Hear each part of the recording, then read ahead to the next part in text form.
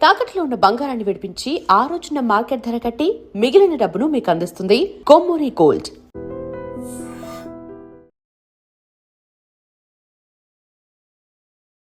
పదకొండు సీజన్లుగా ఒకే జట్టుకు ఆడిన చరిత్ర.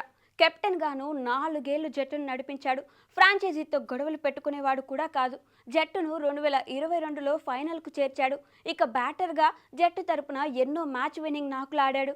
ఇలాంటి సమయంలో సంజు శాంసన్ చెన్నై సూపర్ కింగ్స్ జట్టుకు ట్రేడింగ్ ద్వారా ఎందుకు వెళ్లాడు ఇప్పటికీ మిస్టరీనే.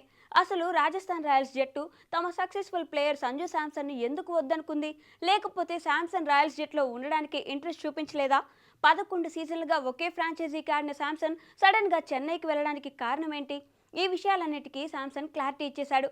ఐపీఎల్లో తొలిసారి చెన్నై సూపర్ కింగ్స్ తరపున ఆడుతున్న సంజు శాంసన్ తొలి మ్యాచ్లోనే తన మాజీ ఫ్రాంచైజీ రాజస్థాన్ రాయల్స్ జట్టుపై ఆడాల్సిన పరిస్థితి వచ్చింది.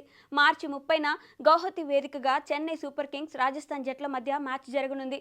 ఈ మ్యాచ్లో శాంసన్ ప్రధాన ఆకర్షణగా మారనున్నాడు. ఈ బ్లాక్ బస్టర్ పోరుకు ముందు శాంసన్ రాజస్థాన్ రాయల్స్ జట్టు నుంచి ఎందుకు బయటకు వచ్చాడో చెప్పుకొచ్చాడు. రాజస్థాన్ జట్టుతో నా సమయం ముగిసిపోయిందని గ్రహించి నేను రాజస్థాన్ రాయల్స్ను విడిచిపెట్టానని చెప్పుకొచ్చాడు. రాజస్థాన్తో తొలి మ్యాచ్లో ఆడినా నేను ఎలాంటి ఎమోషన్కు గురి కాకుండా చూసుకుంటా అని సంజు తెలిపాడు. రాజస్థాన్ పైన నా అత్యుత్తమ ఆటను ఆడతానని శాంసన్ చెప్పడం ఆసక్తికరంగా మారింది. శాంసన్ మాటలను చూస్తుంటే జట్టుతో ఎలాంటి విభేదాలు లేకుండా తనంతట తాను ఫ్రాంచైజీని వద్దనుకుని జట్టును వదిలేశాడని స్పష్టమవుతుంది. ఇదిలా ఉంటే సిఎస్కే లెజెండరీ ఆల్రౌండర్ రవీంద్ర జడేజాది కూడా ఇదే పరిస్థితి. 12 సీజన్లు చెన్నై జట్టు తరపున ఆడిన జడేజా 17 ఏళ్ల తర్వాత రాజస్థాన్ జట్టులోకి రావడం విశేషం. గతంలో జడేజా 2008, 2009 సీజన్లలో రాజస్థాన్ జట్టు తరపున ఆడడం విశేషం. ఇక సంజు శాంసన్ విషయానికి వస్తే ఐపీఎల్లో రాజస్థాన్ రాయల్స్ తరపున 2013లో తొలిసారి ఆడాడు. తొలి సీజన్లోనే అదరగొట్టిన శాంసన్ ఆ సీజన్లో ఎమర్జింగ్ ప్లేయర్ అవార్డును గెలుచుకున్నాడు. 3 ఏళ్ల పాటు రాజస్థాన్తో కొనసాగిన సంజు 2016, 2017లో ఢిల్లీ జట్టుకు ఆడాడు. 2018లో రాజస్థాన్ జట్టులోకి తిరిగి వచ్చిన శాంసన్ కీలక ప్లేయర్గా ఎదిగాడు.